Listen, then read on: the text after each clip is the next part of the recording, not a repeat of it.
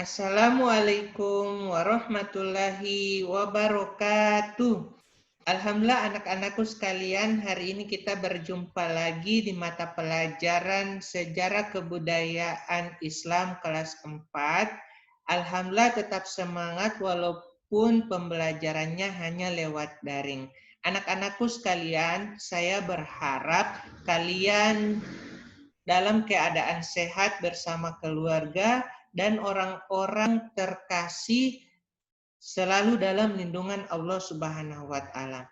Baiklah, pada kesempatan ini sebelum kita melanjutkan materi yang kedua atau sambungan dari materi yang pertama, maka sebelum kalian menyaksikan videonya, jangan lupa klik tombol subscribe yang ada di bawah ini, sehingga kalian bisa mendapatkan video-video yang berhubungan tentang pembelajaran SKI khususnya kelas 4. Kemudian jika anak-anakku sekalian setelah selesai menonton videonya, silakan menuliskan nama di kolom komentar, kemudian tuliskan juga kelas berapa. Jangan lupa ya, kemudian apabila ada hal-hal yang ingin ditanyakan tentang materi yang pertama dan materi tentang materi lanjutan ini, silakan bertanya melalui kolom komentar. Oke, kita lanjut kepada materi. Silakan anak-anakku memperhatikan layar HP atau layar laptop kalian. Saya akan share screen materi yang akan kita bahas pada pertemuan kali ini. Oke, di sini yang pertama, slide yang pertama sudah bisa kalian lihat tentang peta konsep yang kemarin. Jikalau yang kemarin kita telah membahas tentang dakwah pada awal kenabian, yang kita bahas ada 2 poin, yaitu dakwah secara sembunyi-sembunyi, kemudian dakwah secara terang-terangan.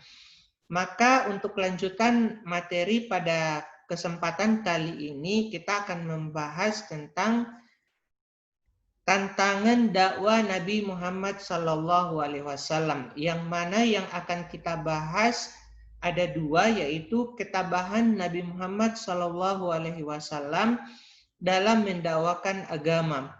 Kemudian yang kedua, ketabahan para sahabat Nabi Muhammad SAW dalam menemani Rasulullah SAW mendakwakan agama. Jadi bukan hanya Rasulullah SAW dan para sahabat yang mengalami penderitaan yang sangat kuat ketika mendakwakan agama, akan tetapi banyak orang-orang yang terlibat di dalam mendakwakan agama tersebut. Yang akan kita bahas yang pertama yaitu tantangan dari paman Nabi Muhammad SAW. Yang kita tahu paman Nabi Muhammad SAW yang bernama Abu Lahab dan Abu Jahal sangat menentang dakwah Nabi Muhammad SAW. Suatu ketika Nabi Muhammad sedang melaksanakan sholat. Abu Lahab meletakkan kotoran di atas punggungnya. Bahkan juga pernah Abu Lahab memasukkan kotoran ke dalam makanan Nabi Muhammad SAW. Ini Abu Lahab, paman Rasulullah SAW sendiri ini sangat benci terhadap dakwah Rasulullah SAW. Awalnya Abu Lahab ini orang yang baik karena paman Nabi Muhammad SAW sendiri. Mengapa Abu Lahab bisa berubah menjadi jahat atau menentang dengan dakwah Nabi? Ketika Rasulullah SAW diangkat menjadi Rasul, maka disitulah Abu Lahab sangat benci kepada Nabi Muhammad SAW. Kemudian istrinya juga membantu Abu Lahab untuk menentang dakwah Nabi Muhammad SAW. Apapun segala sesuatu yang mereka lakukan untuk mencelakai Nabi Muhammad SAW. Pernah suatu ketika ketika Nabi Muhammad SAW tidur di malam hari, istrinya Abu Lahab meletakkan duri-duri di depan pintu agar keesokan harinya duri-duri itu mengenai kaki Nabi. Oleh karena itu, dalam surah Al-Lahab disebutkan bahwa kelak istri Abu Lahab juga akan masuk ke dalam api yang sangat bergejolak. Ini sudah dijelaskan di surah Al-Lahab ayat 1-5. Surah Al-Lahab ayat 1-5 diturunkan atau yang menjadi sebab turunnya surah Al-Lahab yaitu seperti yang saya sudah jelaskan di pertemuan pertama bahwa Rasulullah SAW mengumpulkan kaum kafir Quraisy di Bukit Safa. Kemudian Rasulullah SAW menanyakan kepada kaum kafir Quraisy, apakah kalian percaya jika aku mengatakan bahwa di balik lembah itu akan ada musuh yang menyerang kita? Maka ada sebagian orang-orang kafir Quraisy mengatakan kami percaya. Bahkan mereka mengatakan kami belum pernah mendengar engkau berdusta. Disitulah Abu Lahab memaki-maki Nabi Muhammad SAW karena hanya dengan perkara itu Nabi Muhammad SAW mengumpulkan orang-orang kafir Quraisy di Bukit Safa. Oke, kita lanjut pada slide yang berikutnya. Di slide yang berikutnya, kita akan membahas tentang penentangan dari penguasa Mekah. Penentangan dari penguasa Mekah di sini dijelaskan kaum kafir Quraisy tidak ingin adanya persamaan derajat. Mereka khawatir kekuasaan dan usaha dagangnya terganggu oleh dakwah Nabi Muhammad SAW. Kemudian kafir Quraisy memperalat paman Nabi Muhammad SAW yang bernama Abu Thalib. Jadi Abu Thalib ini pada waktu itu belum masuk Islam. Abu Thalib ini salah satu juga paman dari Nabi Muhammad SAW.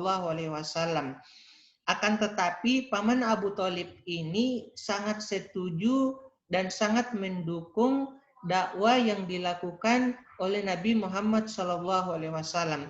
Ketika Nabi Muhammad SAW mendapat serangan dari kaum kafir Quraisy, maka Abu Thalib ini yang akan membantunya, atau Abu Thalib ini salah satu yang akan membela Nabi Muhammad SAW. Kemudian yang berikutnya, pemboikotan Bani Hashim dan Bani Muthalib. Ini tantangan yang dihadapi oleh Rasulullah SAW. Pemboikotan ini kafir Quraisy melarang siapapun untuk berhubungan dengan Bani Hashim dan Bani Muthalib. Larangan ini berlangsung selama 3 tahun. Larangan ini menimbulkan penderitaan yang luar biasa bagi kedua kaum tersebut. Dan pada akhirnya kafir Quraisy sadar dan kesepakatan untuk memboikot Bani Hashim dan Bani Muthalib itu dihentikan. Akhirnya setelah 3 tahun berlalu, Bani Muthalib dan Bani Hashim ini ketika mereka mengalami penderitaan yang sangat kuat atau yang memang tidak bisa kita bayangkan bagaimana penderitaan kedua kaum tersebut, akan tetapi pada waktu itu kaum kafir Quraisy menghentikan pemboikotan tersebut. Jadi pada waktu itu kedua Bani tersebut yaitu Bani Muthalib dan Bani Hashim diboikot, maka mereka itu mengalami penderitaan yang sangat kuat. Mereka memang tidak benar-benar, mereka memang tidak bisa melakukan apa-apa pada saat itu karena dijaga oleh kaum kafir Quraisy. Oke, kita lanjut pada slide yang berikut. Kita masuk pada sahabat-sahabat Nabi yang membantu Rasulullah Shallallahu Alaihi Wasallam dalam mendakwakan agama yang juga mendapat siksaan, hinaan, dan celaan dari kaum kafir Quraisy ketika mereka mendakwakan agama bersama Rasulullah Shallallahu Alaihi Wasallam. Yang pertama yang akan kita bahas yaitu Khadijah binti Khuwailid. Kita tahu bahwa Khadijah ini adalah istri pertama dari Rasulullah Shallallahu Alaihi Wasallam. Dalam sejarah dakwah Nabi Muhammad Shallallahu Alaihi Wasallam, ini Khadijah ini sangat berperan penting karena Khadijah istri pertama, jadi mendukung dakwah Nabi Muhammad Shallallahu Alaihi Wasallam sepenuhnya. Siti Khadijah ini ketika bertemu dengan orang-orang Quraisy ini selalu dicela, selalu dihina, selalu diolok-olok oleh kaum kafir Quraisy dalam berbagai kesempatan. Akan tetapi Siti Khadijah ini tidak pernah gentar. Bahkan Siti Khadijah ini pernah dihasut oleh kaum kafir Quraisy untuk menghentikan dakwah Nabi Muhammad SAW. Akan tetapi Siti Khadijah ini tidak mau. Sampai mati Siti Khadijah tetap membantu mendakwakan agama bersama Rasulullah SAW. Kemudian Siti Khadijah ini adalah orang yang pertama mengorbankan hartanya, jiwa dan raganya ini untuk membantu perjuangan dakwah Nabi Muhammad SAW. Bahkan sebelum meninggal, Siti Khadijah sempat mengatakan kepada Rasulullah SAW, "Ya Rasulullah, jika di pulau seberang masih ada orang-orang yang belum memeluk Islam, kemudian aku telah wafat, maka jadikan tulang-tulangku ini sebagai rakit untuk menyeberang laut atau menyeberang sungai untuk mendatangi orang-orang tersebut, kemudian mengajak mereka masuk Islam agar mereka ini selamat dunia dan akhirat." Ini pesan Siti Khadijah ini kepada Nabi Muhammad SAW ketika dia sebelum meninggal. Ini perjuangan yang sangat luar biasa. Kemudian sahabat yang berikutnya yakni Abu Bakar. Abu Bakar As-Siddiq, seperti saya sudah jelaskan pada pertemuan yang pertama, bahwa Abu Bakar As-Siddiq ini salah satu pelopor juga yang membantu Nabi Muhammad SAW dalam mendakwakan agama. Abu Bakar ini adalah salah satu sahabat yang sangat istimewa. Kenapa? Karena 8 pintu surga ini memanggil-manggil nama Abu Bakar As-Siddiq. Mengapa demikian?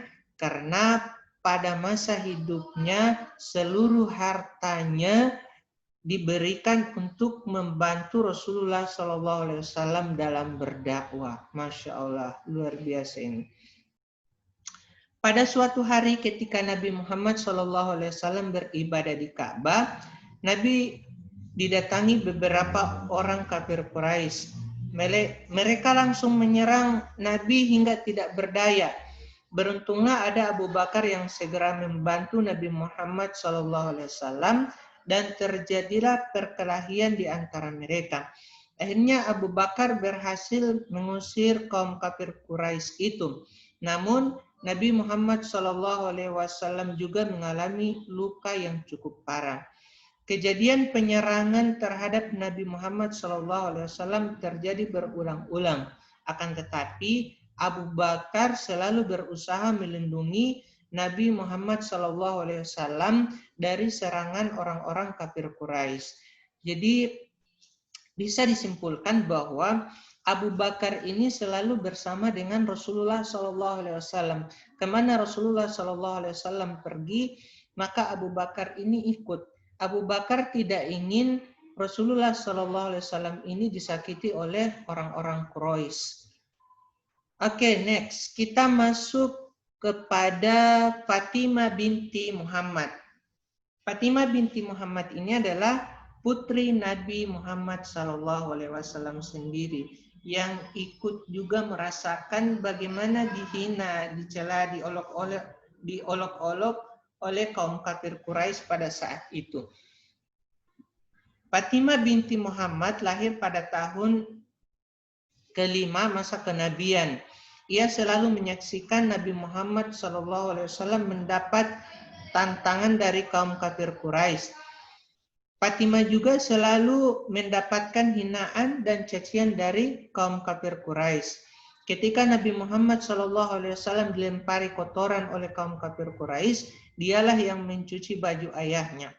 Suatu ketika cobaan yang sangat luar biasa datang kepada Fatimah, yakni Siti Khadijah, ibundanya sendiri ini meninggal. Akan tetapi kesabaran dan ketabahan yang begitu kuat yang dimiliki oleh Fatimah ini, dia tetap tegar dalam membantu Nabi Muhammad SAW berdakwah. Pernah pada waktu itu Rasulullah SAW pergi berdakwah dengan kain bersih, kain putih, kemudian pulang dengan baju yang sangat kotor dan penuh darah.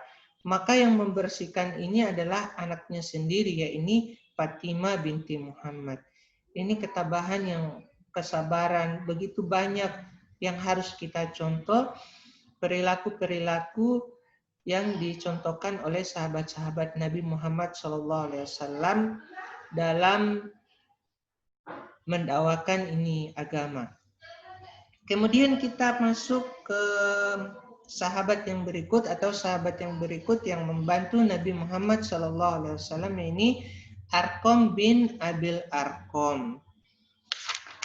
Yang mana Arqam bin Abil Arqam ini kita tahu bahwa rumahnya yang pertama kali digunakan oleh Rasulullah SAW untuk dakwah secara sembunyi-sembunyi. Di rumah Abil Arqam ini banyak sahabat-sahabat dari kalangan Nabi yang masuk Islam pada saat itu, termasuk beliau sendiri. Pada masa dakwah secara sembunyi-sembunyi ini, salah satu bantuan yang diberikan oleh Arqam bin Abil Arqam ini, beliau bersedia menyediakan tempat untuk Nabi Muhammad SAW berdakwah secara sembunyi-sembunyi. Oke, kita langsung ke sahabat yang selanjutnya, yaitu Ibnu Mas'ud. Ibnu Mas'ud ini adalah salah seorang sahabat yang mempunyai suara yang sangat merdu ketika melantunkan ayat suci Al-Quran. Pada suatu ketika, Ibnu Mas'ud ini melantunkan ayat suci Al-Quran secara terang-terangan di depan kaum kafir Quraisy. Maka dengan tiba-tiba Ibnu Mas'ud ini mendapat serangan yang sangat keras, mendapat tantangan dari kaum kafir Quraisy pada saat itu. Maka pada saat itu, ketika orang-orang sudah masuk Islam, tidak bisa memperlihatkan keislamannya secara terang-terangan kepada kaum kafir Quraisy. Ketika mereka melakukan itu, maka kaum kafir Quraisy ini akan menyerang mereka, akan menyakiti orang-orang Islam pada saat itu apabila memperlihatkan keislaman mereka ini secara terang-terangan. Kemudian Ibnu Mas'ud ini diangkat menjadi saudara Jubair bin Awam. Kemudian Jubair bin Awam ini dan Ibnu Mas'ud ini saling melindungi satu sama lain apabila diserang oleh kaum kafir Quraisy pada saat itu. Oke, next. Di sini saya tidak mencantumkan satu nama yang terakhir yang kita akan bahas. Ini yang terakhir, Bilal bin Rabah. Ketika saya sebut nama Bilal bin Rabah, kalian pasti akan langsung teringat dengan yang namanya muazin. Karena Bilal bin Rabah ini adalah muazin yang pertama diangkat oleh Rasulullah SAW, atau Bilal ini adalah muazin tetap pada waktu itu ketika dimerdekakan oleh Abu Bakar As-Siddiq. Oke. Penghinaan dan penyiksaan juga terjadi kepada Bilal oleh majikannya yang bernama Umayyah. Jadi majikannya ini bernama Umayyah ini selalu menyiksa Bilal bin Rabah. Ia dijemur di tengah terik matahari di atas pasir panas tanpa mengenakan baju sambil dilempari batu. Ini yang dilakukan oleh majikannya terhadap Bilal bin Rabah, Masya Allah. Kemudian batu besar ditempelkan di dadanya. Maksud dari siksaan Umayyah itu supaya Bilal mau menyembah berhala kembali. Akan tetapi dia tidak gentar sedikit pun. Akhirnya Abu Bakar membeli Bilal dari Umayyah dengan harga yang sangat tinggi. Setelah bebas dari Umayyah, Bilal menjadi seorang muadzin. Jadi Bilal ini ketika sudah masuk Islam ini, akan tetapi dia bekerja di rumah orang yang masih kaum kafir Quraisy. Maka pada waktu itu majikannya mengetahui bahwa Bilal ini sudah masuk Islam secara diam-diam. Maka majikannya ini menyiksa Bilal ini dengan sedemikian rupa penyiksaan, memaksa agar Bilal kembali menyembah berhala atau keluar lagi dari agama Islam. Akan tetapi Bilal bin Rabah ini tidak pernah gentar dengan penyiksaan yang dilakukan oleh majikannya yang bernama Umayyah. Ini pendirian yang sangat kuat atau keteguhan hati yang sangat kuat. Ini perilaku-perilaku yang dicontohkan oleh para sahabat Nabi Muhammad SAW. Insya Allah bisa kita teladani, insya Allah bisa kita contohi. Selain sahabat Nabi di atas, yang sudah beberapa saya sebutkan tadi, banyak sahabat-sahabat Nabi yang membantu Nabi Muhammad ini mendakwakan agama. Kan tetapi mereka membantu Nabi Muhammad SAW ini tidak pernah lepas dari cacian, hinaan orang-orang kafir Quraisy, bahkan siksaan yang sangat luar biasa ini mereka rasakan pada waktu itu membantu mendakwakan Nabi Muhammad, mendakwakan Islam bersama Nabi Muhammad SAW. Alhamdulillah anak-anakku, sudah selesai materi kita pada pertemuan kali ini. Saya berharap anak-anakku bisa bertanya melalui kolom komentar. Kemudian sekali lagi setelah menonton video ini, silakan menuliskan nama di kolom komentar beserta kelasnya. Kemudian saya berharap materi-materi ini bisa dipahami dengan sebaik-baiknya. Jika memang ada materi yang tidak dipahami, saya berharap kalian bisa bertanya. Karena bertanya itu kalian bisa menambah wawasan ilmu yang baru. Insya Allah pembelajaran daring ini kalian tetap semangat dan ilmu-ilmu yang kalian dapati atau ilmu-ilmu kalian pelajari dari guru-guru Mim Unggulan Kota Gorontalo ini akan menjadi bermanfaat di masa depan nanti kalian. Oke anak-anakku, pertemuan kali ini saya akhiri dan jangan lupa kalian subscribe channel ini agar kalian mendapatkan materi-materi yang bermanfaat yang berhubungan tentang sejarah kebudayaan Islam. Oke, sampai jumpa. Assalamualaikum warahmatullahi wabarakatuh. Dadah.